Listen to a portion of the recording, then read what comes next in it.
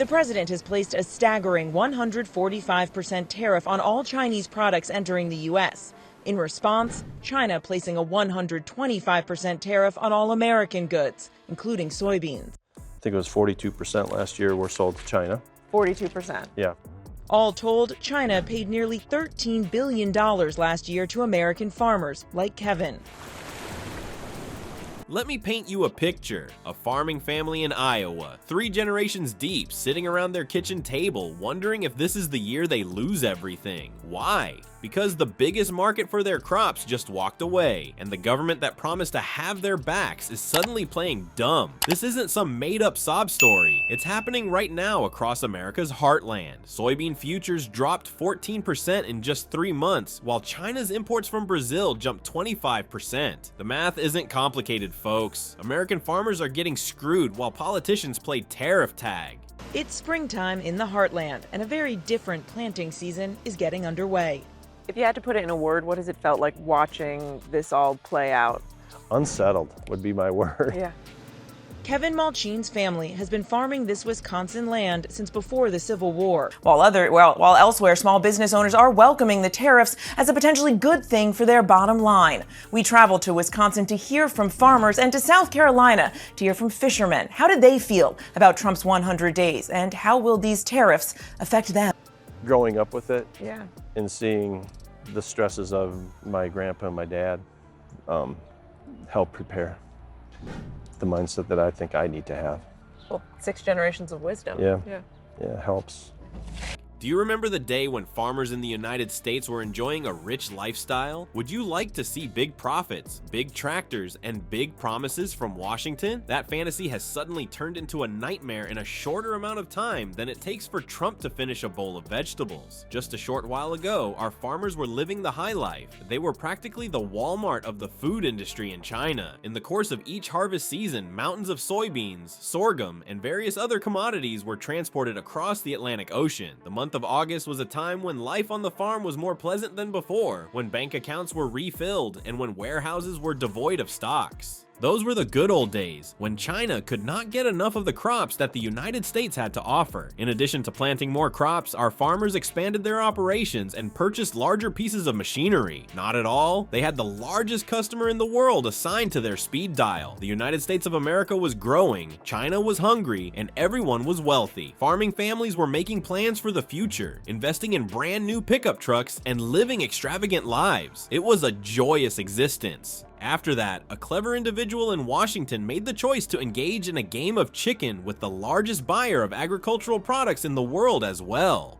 In response to their proposal, let's start a trade war. They claim that winning will be simple. Please be aware that dragons are more powerful than chickens. During the time that Chinese officials were tweeting about winning and congratulating themselves, Chinese customers discreetly packed their shopping bags and left for other countries. Who, you know, is ecstatic with everything that has happened? There is Brazil and Argentina. It is highly likely that their farmers are currently writing thank you messages to the government in Washington. To put it another way, China's purchasing patterns came about in a far less amount of time than it would take to state economic disaster. At the same time, when farmers in the United States are sitting around waiting for phone calls that never come, farmers in Brazil are suddenly selling all they have raised. Despite the fact that China did not even bother to send a "It's not you, it's me" SMS message, it abandoned American farmers. Numbers have the power to move even someone who works in accounting. The amount of sorghum that was shipped to China decreased by 94% during the course of 2 months. It is not a recession, but rather a tragedy on the farm. Imagine for a moment that the government asserted that the loss of 94% of your income was all a part of a larger strategy. At the same time, you would be quite upset. A small amount of money is not the only thing that farmers are losing.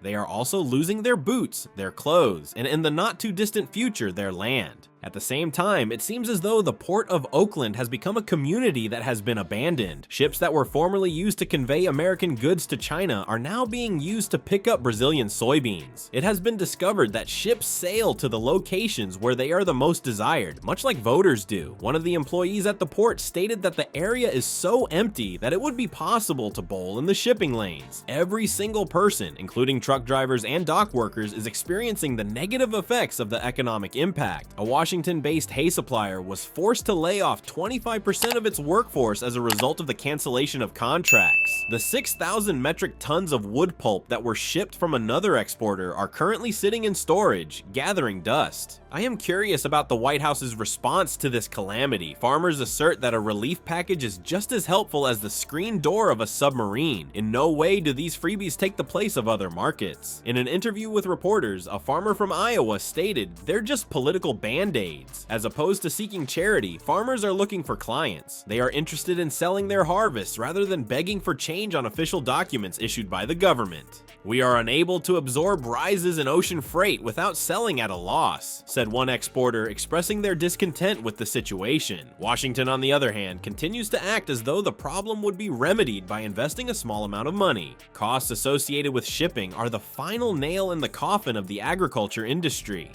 There was a fee of $1.5 million that was levied by the government on Chinese vessels that were entering ports in the United States. In other words, that would be the same as charging customers to enter a place that they no longer wish to shop at any longer. Containerized exports, which account for more than half of the value of agricultural exports from the United States, are not exempt from this duty, despite the fact that bulk agricultural items are technically exempt from this levy. All the good stuff, including frozen foods, steak, chicken, and nuts, is included in this category. Peter Freriedman, who works for the Agriculture Transportation Coalition, referred to this as a big oversight. Oh, Pete, I'm not kidding. It is not the weather, pests, or plant diseases that are to blame for the most devastating agricultural calamity to hit the United States in decades. Rather, it is politics. The farmers who were given the assurance that they would win big are now seeing their means of subsistence diminish. These gold-generating fields are currently producing nothing but debt and hopelessness for their owners. It is not just a matter of numbers. These are actual people who are becoming unemployed and losing real money. Do not be under the impression that solely those individuals who chew on wheat stalks while wearing overalls are affected by this. The next thing that will be affected by this tragedy is going to be your wallet. The failure of American farms leads to an increase in food prices. Every single thing becomes more expensive as the expenses of delivery continue to rise. When rural communities collapse, the burden of taxation is borne primarily by urban areas. Due to the fact that Iowa's silos are empty today, the rest of us will have empty bank accounts tomorrow. This is not only an agricultural problem, it is a one that America faces. Therefore, it would appear that Washington is more concerned with determining who is to blame than it is with developing solutions at this point. The simple line is that while China is shopping elsewhere and Washington is playing political games, the farmers of the United States are being absolutely wiped out. It's not just about farmers. This is about what happens when politicians sacrifice real people in order to make political points. And it's not just about farms. When China discovers new sellers, we might finally be able to say goodbye to that market for good. Ask them to explain it to the farmers who are seeing their crops rot in storage while China buys from our competitors the next time you hear someone say that tariffs are beneficial for the United States of America. The situation has deteriorated to the point where even politically conservative farm groups are now clamoring for constraints to be placed on the trade authority of the White House.